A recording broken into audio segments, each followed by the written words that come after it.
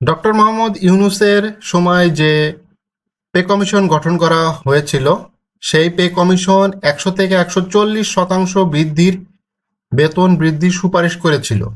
কিন্তু গত যে সচিব কমিটি গঠন করা হয়েছিল, সেই সচিব কমিটি শুধুমাত্র ৬০ থেকে ৭০% বেতন বৃদ্ধির সুপারিশ করেছে।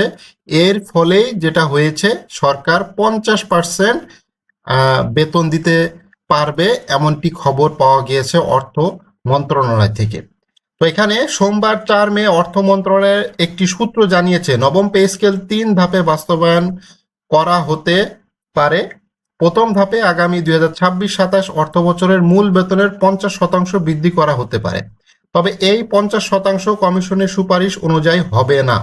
কমিশনের মূল বেতন বৃদ্ধির সুপারিশ করেছে, সেটি ৬০ থেকে ৭০% করার যে অর্থ হয়, সেই অর্থের ৫০% বৃদ্ধি হতে পারে বলে আভাস পাওয়া গেছে। এবং এটা খুবই একটি গুরুত্বপূর্ণ কথা। অর্থাৎ প্রথম আলো যে নিউজটা করেছে সেটা হচ্ছে যে, অর্থাৎ 1:8 অনুপাতেই হচ্ছে। অর্থাৎ পে কমিশন যে রিপোর্ট দিয়েছে সেটাই হচ্ছে।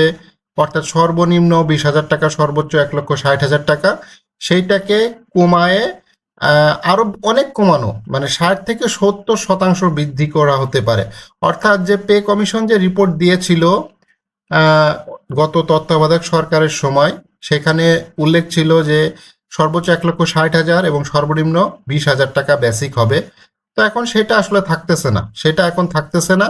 আসলে ওই কমিটি, যে পে কমিশন যে রিপোর্টটা করেছিল, সেই রিপোর্টটা যে চেঞ্জ হবে তার একটা আভাস দিয়েছিল অর্থ একজন উপদেষ্টা। উপদেষ্টা যে ফয়জুল করিম নামে একজন উপদেষ্টা ছিল, তিনি পরিকল্পনা না কি যেন একটা কমিটির উপদেষ্টা ছিল। তো তিনি একটা আভাস দিয়েছিল যে কমিটি যে রিপোর্ট সুপারিশ করেছে, সেই সুপারিশ কিন্তু পরবর্তী সরকার নাও মানতে পারে। তো সেইটাই হয়েছে আসলে। তিনি এটা বুঝতে পেরেছিলেন, এবং তিনি বুঝতে পেরেছিলেন বোধহয় তিনি এই কথা তখনই বলেছিলেন যে কমিশন যে রিপোর্ট সুপারিশ করেছে, এই সুপারিশ আসলে বাস্তবায়ন না হওয়ার সম্ভাবনাই বেশি। তো কমিশন তো অনেক পর্যালোচনা করে, অনেক জনের সাথে কথা বলে, বিশিষ্ট জনের সাথে কথা বলে তারপরেই সে রিপোর্টটা দিয়েছে, এবং অনেক যাচাই বাছাই করে একটা বাস্তবসম্মত রিপোর্ট দিয়েছে। কিন্তু আসলে সেই রিপোর্টের কোনো ভিত্তি নেই। সর্বশেষ যে সচিব কমিটি করে দিয়েছে সরকার, সেই সচিব কমিটি যে রিপোর্টটা দিয়েছে, সেই রিপোর্টটা মূলত ৬০ থেকে ৭০% বৃদ্ধি হবে, এবং ৬০ থেকে ৭০% বৃদ্ধি হওয়ার ফলে যে টাকাটা আসবে সেটার উপরে মূলত ৫০% বৃদ্ধি করা হবে। অর্থাৎ এই যে কত টাকা আসলে বাড়তেছে, ৫০% যে কত টাকা বাড়বে সেটা আসলে বলা খুবই কষ্ট এখন। এবং আগামী অর্থ বছর থেকে যে বিশেষ সুবিধা পেয়ে আসছিল সরকারি কর্মচারীরা, ১০ থেকে ১৫%, সেটা তো নিশ্চিত বাদ যাচ্ছে।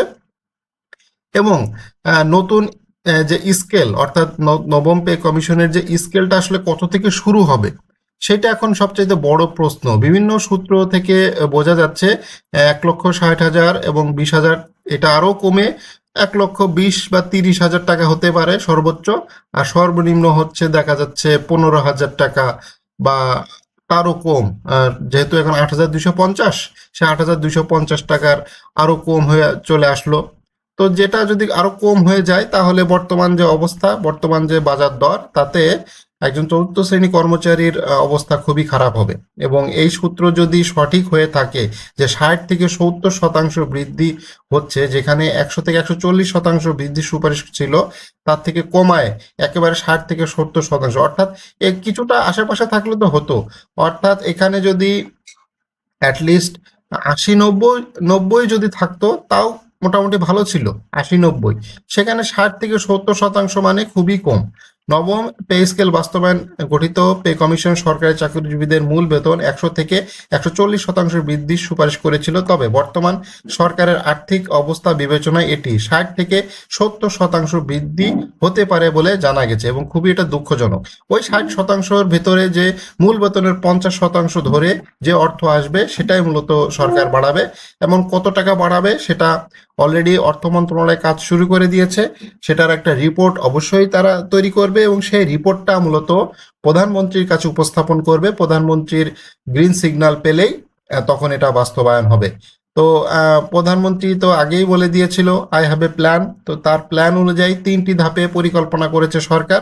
সেই প্ল্যানের অংশ হিসেবে 3 ধাপে বাস্তবায়ন হচ্ছে নবম পে স্কেল। নবম পে স্কেলের 3 ধাপের ভিতরে প্রথম ধাপে বেসিকের অর্ধেক বাড়বে, তারপরের বছরে ফুল বেসিকটা পাবে, তারপরের বছরে অর্থাৎ সকল ভাতাদি পাবে সরকারি কর্মকর্তা কর্মচারী। এর ভেতরে সবচাইতে বেশি অসুবিধায় পড়বে যারা চাকুরি শেষ হয়ে যাচ্ছে, যারা এই বছরে এলপিআরে চলে যাচ্ছে বা এই বছরে যাদের এলপিআর শেষ হয়ে যাচ্ছে এবং নেক্সট ইয়ারে যাদের এলপিআর শেষ বা চাকুরি শেষ, অবসরে চলে যাচ্ছে, পেনশনে চলে যাচ্ছে, তাদের জন্য আসলে খুবই দুঃখের একটি সংবাদ। তারা এই নবম পে স্কেলের পূর্ণাঙ্গ যে টাকাটা সেইটা তারা পাচ্ছে না এবং তারা এটা কিভাবে রিকভারি করবে এটা আসলে এখনো পর্যন্ত কোনো দিক নির্দেশনা আসে নাই।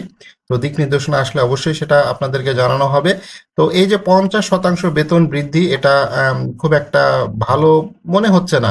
তবে আশার বিষয় ওইটাই যে হ্যাঁ, পে স্কেল হচ্ছে, সরকার এই পে স্কেল দিচ্ছে, এটা নিয়ে বেশ ঢোল ঢাগর বাজাবে, বিভিন্ন জায়গায় বক্তৃতা দিবে এবং বিভিন্ন জায়গায় বলবে, সংসদে এটা নিয়ে ঝড় উঠবে যে আমরা পে স্কেল দিয়েছি, আমরা আমাদের নির্বাচনী প্রতিশ্রুতি বাস্তবায়ন করতেছি বা করব বা করেছি, এই ধরনের কথাবার্তা বলবে।